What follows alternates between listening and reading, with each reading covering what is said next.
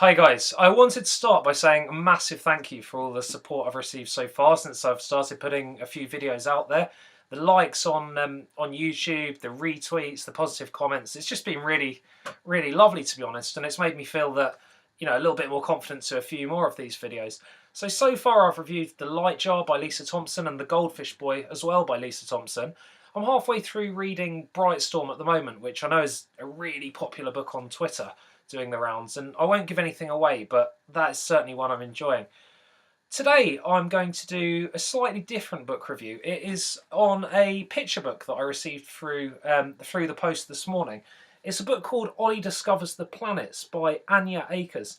Now, as I say, I've been doing reviews on slightly meatier books, sort of chapter books, but when I got this through I was really interested to have a look, and in the same sort of vein as I did with previous posts, I'm going to talk about the story and then perhaps suggest a few ideas of how we could introduce it into lessons and bring some of this idea into the classroom. Now, I'll start by saying the story is about a little alien called Ollie.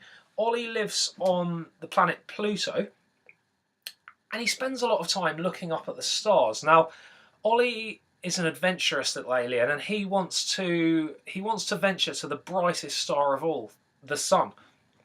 And he decides to set off on a little mission in his spacecraft, which we can see here. Now, Ollie has to say goodbye to his mum and dad and journey through the solar system on his way to the sun. And what I thought was really lovely about this book was how they sort of how the author drip-fed specific scientific information about the planets, but in a really child-friendly way. So we're talking about, as Ollie approached the planets, there was the big blue planet, and I specifically noticed when she talked about Neptune, she mentioned that it was made of rock and freezing ice. So it was just those little snippets, but enough to introduce children to the sort of scientific geographical differences of the solar system and of the individual planets, and I thought that was really nice indeed.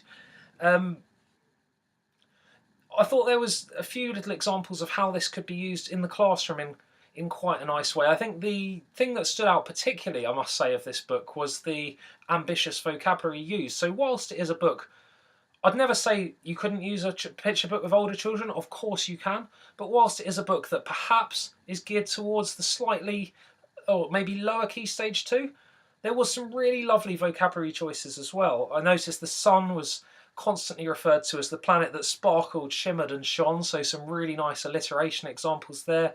There was constant use of onomatopoeia throughout the book. We were talking about squeaking, bumping, like lots of good examples there.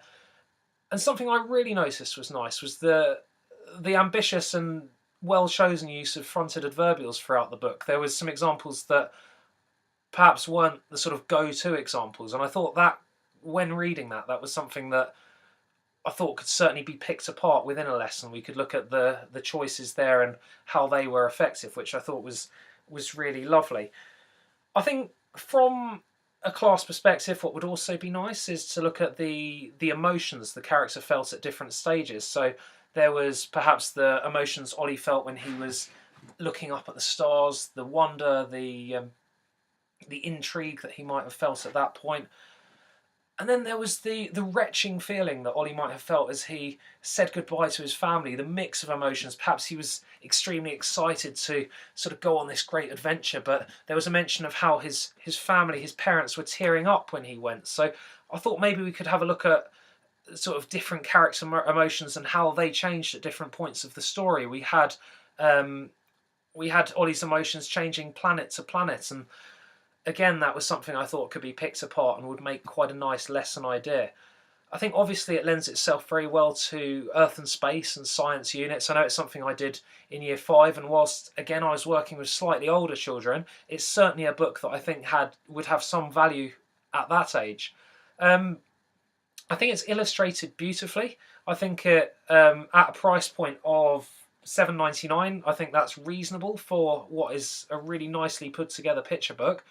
And I think essentially it's like quite an upbeat, happy story, which does feed some key scientific messages on Earth and space in a really nice, child-friendly way.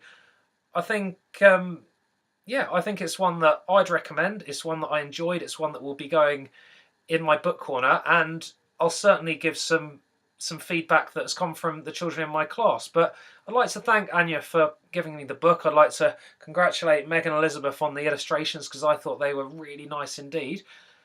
And yeah, I think it's a book that I'd fully suggest you check out. It's a really nice little book for the book corner.